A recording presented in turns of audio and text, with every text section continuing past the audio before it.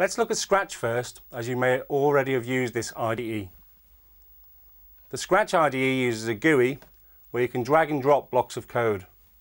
Let's have a look at the main features. On the screen itself, you've got the File menu, where you can open and close and share files. And you have a block of palettes down here.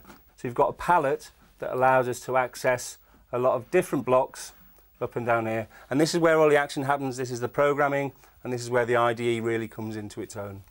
And what we can do now is get the cat to bounce back and forwards across the screen. And although it's a really simple thing, it will give you an idea of how the IDE is designed and how it lets you control the cat.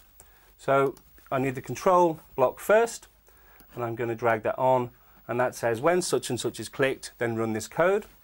And now I'm going to go to motion, and I'm going to get the cat to move 10 steps. So when I click the green flag, get him to move 10 steps across the screen, which is fine, but you will only do it once. So if I go back to control, I've got a lot of blocks here which will let me loop the code. We'll talk more about that later in the course. I'm going to put a forever loop in, and you can actually see how it will click just like a jigsaw. It'll actually drop in, and now I click that now, and it will happen forever, but it hits the edge of the screen. So I'm going to stop that, and if I go back to motion, I have a little block here, if on edge bounce. If you're not quite sure what it does, you can right click and get help, and that will give you examples here. And again, this is the IDE helping you program.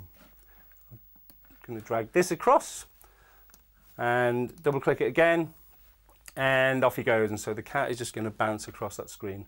And that's the start of a little animation, and if you put some interactivity in there, you've got the start of a little game. I'm going to stop this cat now. I can also change costumes and animate the cat.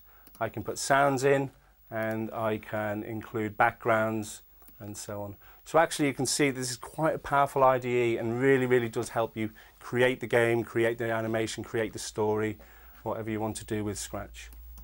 To summarise, the Scratch IDE makes it really easy for beginners to learn the basics of programming.